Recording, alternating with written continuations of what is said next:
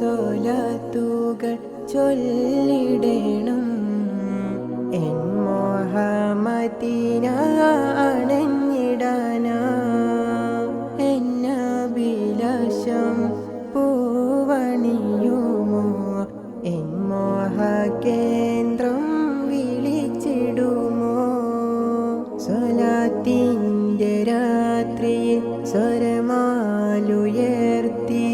സ്വർഗീയ ലോകം കാണുവാനാ. ത്വാഹ റസൂലിൻ്റെ തിരുമുറ്റം അണയാൻ തിരുദൂ